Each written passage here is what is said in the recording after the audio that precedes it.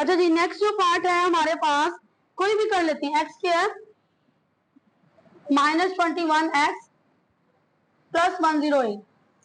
अभी तक हम लोग क्या डिस्कस करते रहे हैं कि जब भी 3 टर्म्स होंगी तो वो स्क्वायर वाला जो फॉर्मूला है वो ओपन हुआ होगा, चाहे वो प्लस वाला हो सकता है चाहे वो माइनस वाला हो सकता है, ऐसे ही है। लेकिन जब हमने इसको देखा ये एक्स का स्क्वायर तो बन रहा है लेकिन 108 किसी का स्क्वायर नहीं बन रहा। हमारे अभी तक की समझ नॉलेज के अकॉर्डिंग क्या है, ये ए स्क्वायर है, ये बी स्क्वायर है और ये 2ab वाली टर्म है, ऐसे ही है ना। अभी तक यही करवाया गया है ना, यानी कि ये ए स्क्वायर है, ये बी स्क्वायर है और ये 2ab वाली टर्म है, ऐसे ही। लेकिन जब हमने इस क्वेश्चन को देखा तो ये स्क्वायर नहीं बन रहा। वन टर्म तो स्क्वायर बना रही है लेकिन सेकंड टर्म स्क्वायर नहीं बना रही। क्लियर? तो अब हम क्या करेंगे, हम इसका दूसरा मेथड करेंगे। हम हमारे पास 3 टर्म्स है, हम इसको 4 टर्म्स बनाने की कोशिश करेंगे। कितनी टर्म्स बनाएंगे उसको? 4 को, ताकि हम 2 में कॉमन लेके फिर दोबारा कॉमन ले सकें। 5.1 से पीछे चला गया वो, इसको वो रिजॉल्व करेगा, फिर 2 टर्म्स को कॉमन लेगा, फिर दोबारा कॉमन लेगा। याद है 5.1 हम लोगों ने कॉमन लिया थे, 4 टर्म्स थी और उसमें से 2 उसमें कॉमन लिया, फिर अगेन कॉमन लिया था। हम वही बनाने की कोशिश करेंगे। इसका रूल क्या है? अब हम ऐसे ही तो नहीं बना सकते, हमने ऐसी टर्म्स चुननी है, चूज करनी है कि वो सेम आए। आपको ये क्वेश्चन ऑटोमेटिक खुद ही पता चल जाएगा कि आपका सवाल ठीक है या नहीं, क्योंकि जिसका ठीक होगा उसकी टर्म्स ठीक बनेगी, कॉमन ठीक आएगा। अगर इवन के प्लस माइनस की भी मिस्टेक आ जाती है। अब इसका रूल क्या होता है, जो बाहर वाली बाउंड्रीज वाली होती हैं, जो ये वाली होंगी, अरेंज करेंगे हायरार्की वाइज, तो एक्स स्क्वायर होगा, एक्स होगा, विदाउट एक्स होगा, या अगर एक्स 4 है या एक्स स्क्वायर होगा या विदाउट उसके होगा, या जैसे भी वो अरेंज होगा, ये उसके ऑर्डर वाइज उसको अरेंज करेंगे। फिर उसके बाद जो फर्स्ट टर्म और लास्ट टर्म होगी उसको आपस में क्या कर देंगे, मल्टीप्लाई।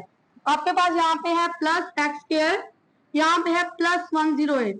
यहाँ पर सिंबल जो है बहुत इंपॉर्टेंट है, सिंबल जो है वो बहुत ज्यादा इंपॉर्टेंट है। इसको मल्टीप्लाई किया, प्लस प्लस क्या आ जाएगा, प्लस 108 एक्स के, ऐसे ही। इसके साथ यहाँ पे कोई भी कोफिशिएंट होगा, जो भी डिजिट होगा, उसका आप ले लेंगे एलसीएम, उसका आप क्या लेंगे, एलसीएम। समझ आ रही है? 108 का तरह फैक्टराइजेशन, वही कहते हैं ना, हम बता के भी हम खुद ही बन जाते हैं। ये टर्मिनोलॉजीज रॉन्ग होती है, जैसे हम लोग, मैंने आप लोगों से पहले भी डिस्कस किया था, जब हम सिंगल डिजिट का करते हैं तो वो क्या होती है, प्राइम फैक्टराइजेशन होती है। ठीक है, तो हम सिंगल डिजिट की कर रहे हैं तो हम प्राइम फैक्टराइजेशन कर रहे हैं, और एलसीएम 2 या मोर देन 2 डिजिट्स का हो सकता है, टर्म्स का। ठीक है, यहाँ पे किया हम लोग प्राइम फैक्टराइजेशन कर रहे हैं, 2 5 10, 2 4 8, 2 2 4, 2 7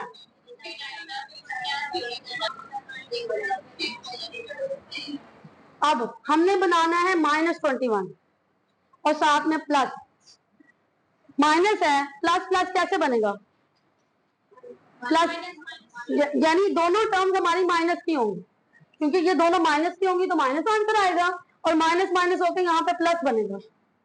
एक बात हमें समझ आ गई, हमने क्या बनाना है, प्लस 108, लेकिन यहाँ पे हमारे पास जो टर्म है वो नेगेटिव की है, तो हमारे पास प्लस में आंसर कब आता है, जब दोनों नेगेटिव की होती है। प्लस में आंसर कब आता है, जब दोनों टर्म, ये बात समझ, यानी दोनों टर्म नेगेटिव की होंगी, ये हमें समझ आ गई। क्लियर हो गया? अब हमने इसको इस तरह रिजॉल्व करना है कि इसको मल्टीप्लाई करें तो 108 आए, और अगर प्लस करें तो 21 है। हाँ जी, पेयरिंग बनाने की, 2 2 जार, 3 3 जार, 9 3 जार, 27 और 4, 27 में से 4 गए, कितना आंसर आया, 23। यानी ये वाली पेयरिंग नहीं हो सकती, ये वाली पेयरिंग नहीं हो सकती। अब हम ये करें, 2 3 jar 6, 3 2 jar 3 3 jar 9, 9 2 jar 18, 18 plus 6, 18 plus 6 24, हमें तो 21 चाहिए। ठीक, समझ आ रही है?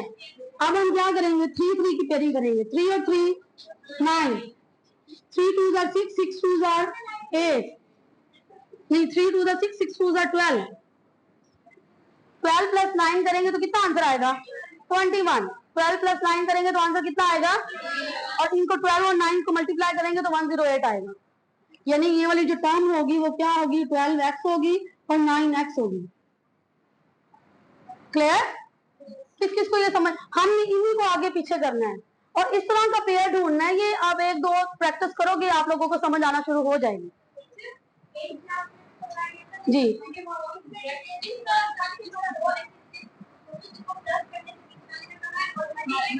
एग्जैक्टली मैं भी यही कह रही हूँ। वो जरा बड़ा डिजिट है ना, वो फिर माइंड में करना, इसलिए आप लोगों को प्राइम फैक्टर, आप लोगों को जब 8th में करवाया गया था तो वो छोटे डिजिट थे, 12 था और दरमियान में 1 होता था, 16 होता था तो दरमियान में मतलब 1 डिजिट या कुछ भी हो सकता है, ठीक है, उनके अकॉर्डिंग वो ऐसे थे जो आप फिंगर टिप्स में सॉल्व कर सकते थे। लेकिन अब क्योंकि ये थोड़ी सी आप बड़े हो गए हो, 9th क्लास में, इंग्लिश मीडियम में हो, साइंस स्टूडेंट हो, तो उसके अकॉर्डिंग उन्होंने हायरार्की भी थोड़ी सी बढ़ा दी है। क्लियर है? ये वही कंसेप्ट कि हमारे पास जो 21 को इस तरह रिजॉल्व करना है कि मल्टीप्लाई करें तो 108 आए और अगर ऐड करें तो 21 आए। ठीक है, हम लोगों ने क्या किया, 3 और 3 9 किया और बाकी क्या 3 टू द 6 6 टू द 12, इसी से बनेगी हमेशा। बहुत सारे पहले क्वेश्चन बच्चे जो है वो ये कहते हैं कि टीचर इससे तो नहीं बनती, प्राइम फैक्टराइजेशन से ही बनेगी, बस डिजिट्स को आगे पीछे मल्टीप्लाई करने से आएगा। अभी 1-2 सवाल प्रैक्टिस करेंगे तो आप लोगों को आ जाएंगे। ठीक है, यहां तक। अब हमारे पास क्या है सवाल, x square minus 12x minus 9x plus 108। हमने 21 को तोड़ दिया, रिजॉल्व कर दिया, ब्रेक डाउन कर दिया, किस किस में, 12 में और 9 में। अब अगर मैं 12 और 9 को प्लस करूं, क्योंकि दोनों माइनस के हैं, तो क्या आएगा, -21। क्या आंसर आएगा, और मल्टीप्लाई करूंगी तो 108 एक्स स्क्वायर आएगा प्लस 108 एक्स स्क्वायर, क्योंकि एक्स एक्स से होगा तो एक्स स्क्वायर आएगा। इधर करके देखिए, माइनस माइनस प्लस 12 9 108 और एक्स को एक्स के साथ गया तो स्क्वायर, ये दोनों आंसर सेम है, ये दोनों आंसर सेम है। क्लियर? मोस्ट इंपॉर्टेंट स्टेप ये वाला है।